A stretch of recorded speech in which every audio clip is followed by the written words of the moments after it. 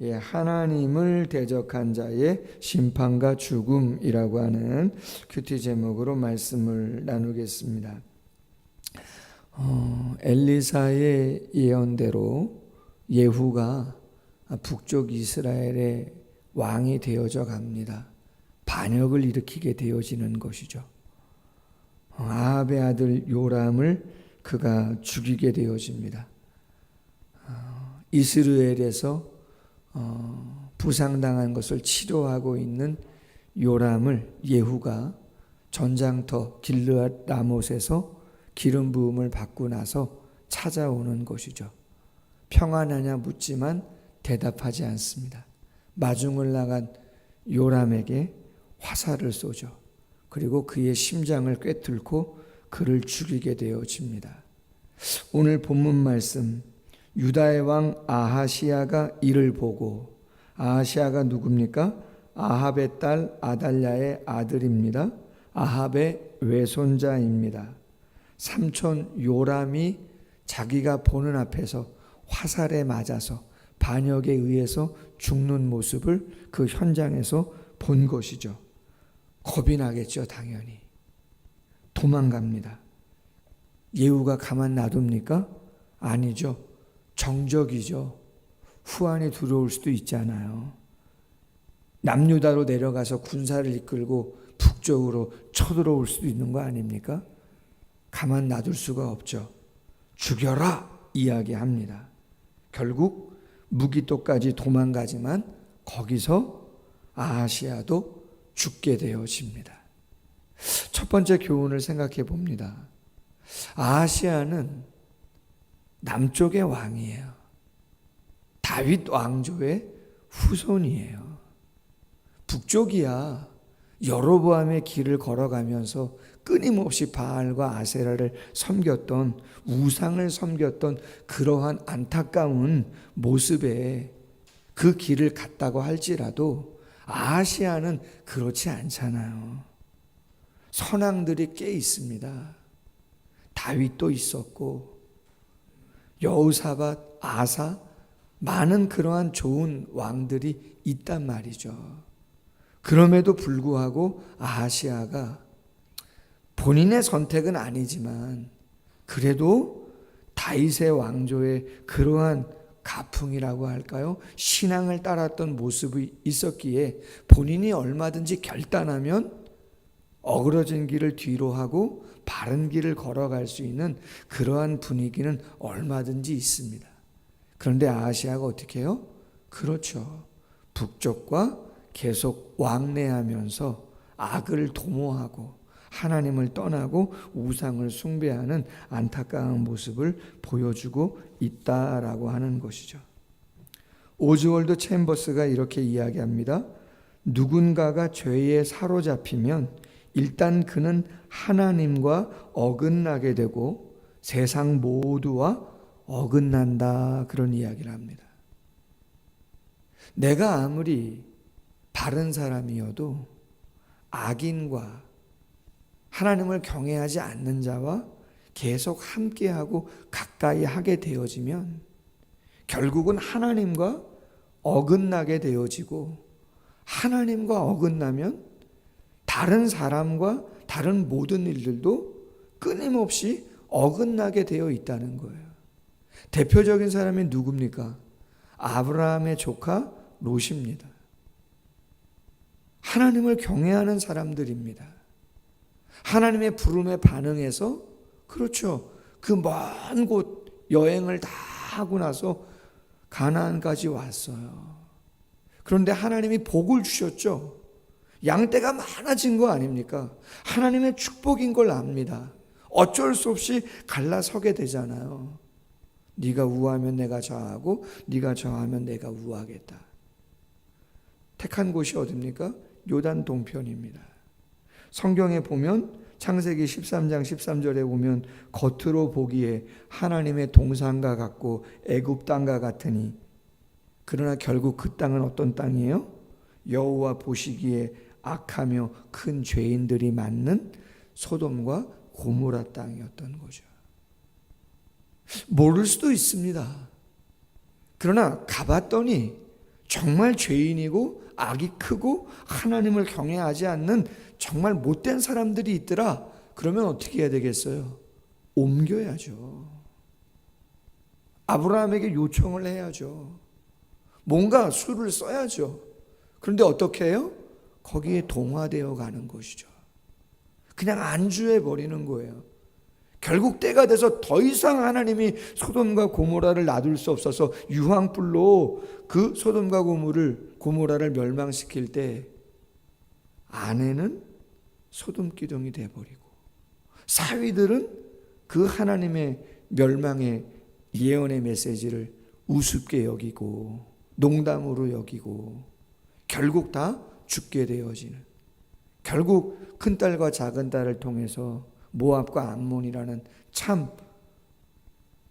수치스러운 그러한 관계를 통해서 자손을 낳게 되는 참 쉽지 않은,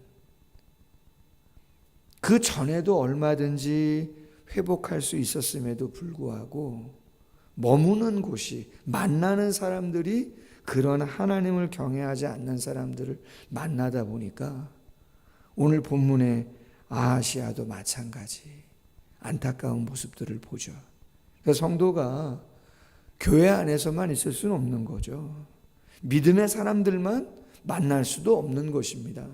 세상에 나가서 직장과 사업을 하면 수많은 사람들을 만나게 되어지죠. 그러나 우리가 정확해야죠. 어제 이단에 대한 이야기를 나누었지만 이단이 뭐예요? 달을 이자, 끝단자. 처음에는 같은 것 같지만 끝이 다른 게 이단이거든요. 그럴싸하게 이런저런 이야기를 하지만 결국 잘못된 길을 걸어가지 않습니까? 처음에는 그럴싸한데 그러면 정확하게 결단을 내릴 필요가 있는 것이죠. 아하시아 다윗 왕조의 사람이지만 북쪽 이스라엘의 악한 왕과 교제를 끊임없이 하다 보니 자신 또한 비참하게 죽는 그러한 모습을 보게 되는 거죠. 요람을 죽이고 아하시아를 죽이고 이제 예후가 궁에 들어옵니다. 30절 말씀, 예후가 이스라엘에 오니 이세벨이 듣고 눈을 그리고 머리를 꾸미고 창에서 바라보다가 예후가 문에 들어오매 이르되 주인을 죽인 너 시므리여 평안하냐 하니, 이렇게 말합니다.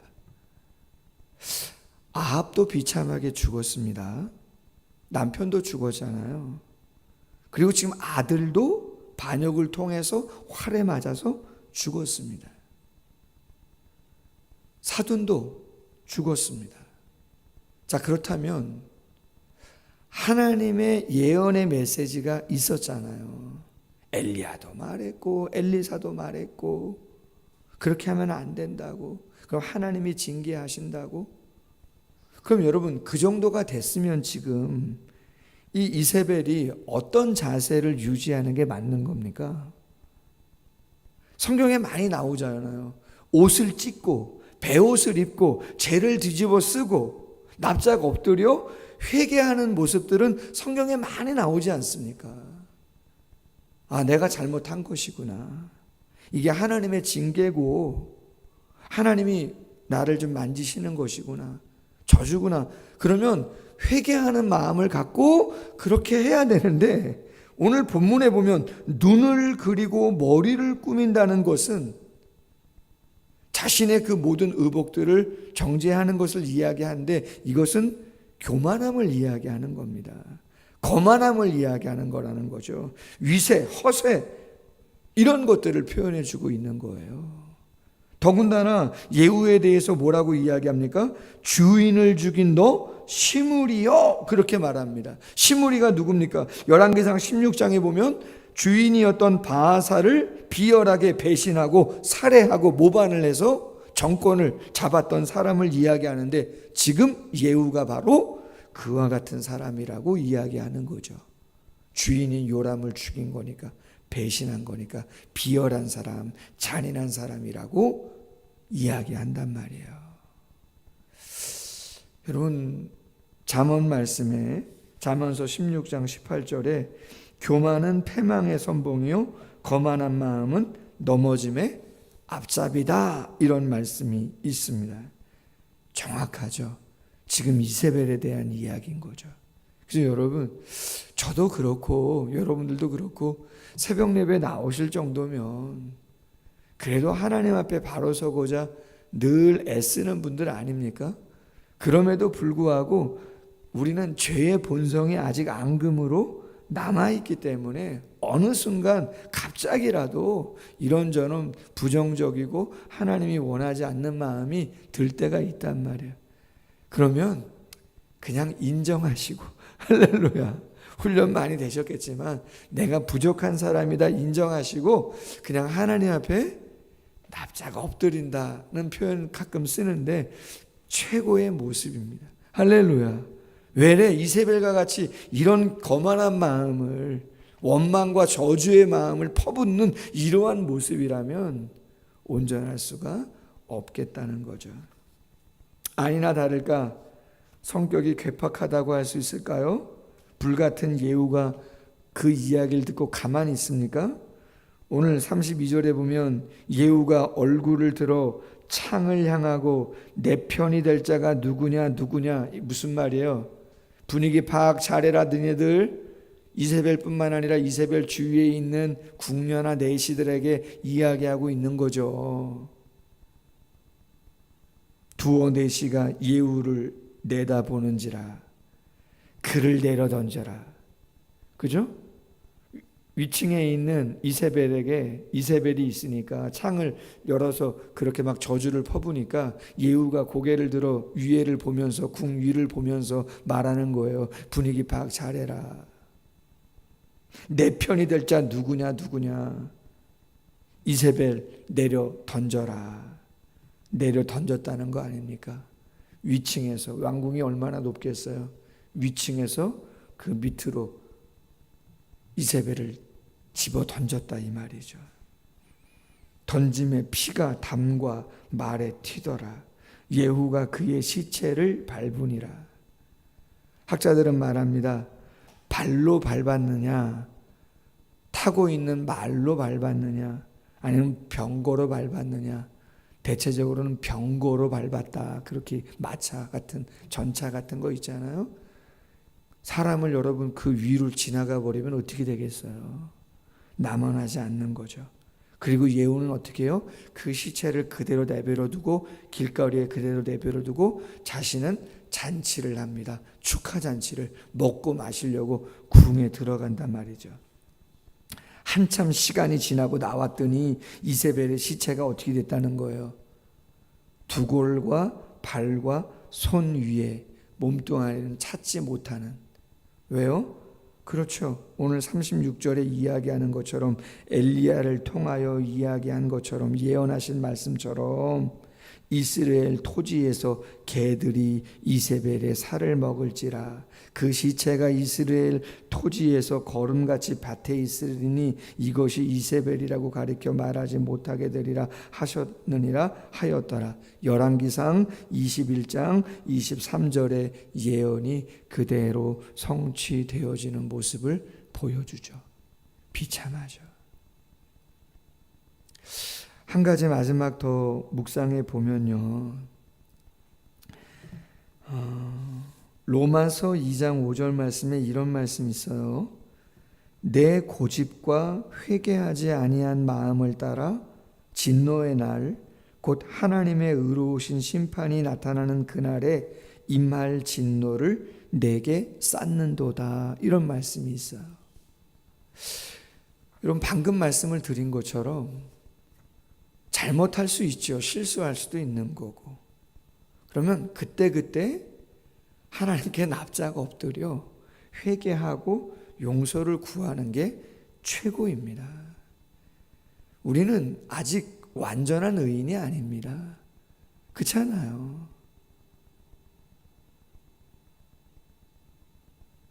이세벨은 그 진노를 쌓아갔다고 볼 수 있어요. 기회는 얼마든지 있었습니다. 엘리야 시대에도 있었고 엘리사 시대에도 있었습니다. 엘리야 시대에 3년 6개월 동안 비가 내리지 않았잖아요. 엘리야가 선포한 거 아닙니까? 그냥 우연히 안 온 게 아니고 나중에 얘기한 게 아니잖아요. 미리 얘기하고 3년 6개월 동안 하나님의 진노로 비가 오지 않은 거 아닙니까? 이슬도 내리지 않고. 그리고 갈멜산에서 불로 하나님이 임하심을 보여주셨고, 기손 시내에서 바알과 아세라 850명 거짓 선지자들을 다 처형하는 일을 엘리야 시대 때 했단 말이에요. 남편 아합은 솔직히 벌벌 떨었죠. 근데 이세벨이 보통 강팍한 여자가 아닌 거죠. 어떻게 보면 그 엘리야를 꺾어버린 거니까. 엘리야가 형편을 보고 도망가게 만든 거니까. 로뎀나무 아래에서 할 만큼 했다 그러면서 죽여달라고 할 정도니까 이세벨이, 그 위세가 그때 돌이켰으면 되는 건데. 뿐만 아니라 엘리사 시대에도 마찬가지입니다. 누가 죽었어요? 남편이. 그리고 그렇죠, 지금은 아들도. 여러분, 그 정도면 납작 엎드려도 시원찮은데 진노를 쌓아가죠. 여러분, 나오미 아시잖아요. 룻의 시어머니잖아요. 그도 고난이 많았지만 참 나오미가 대단한 게 뭡니까? 제가 룻기를 묵상하면서 대단하다고 봐요.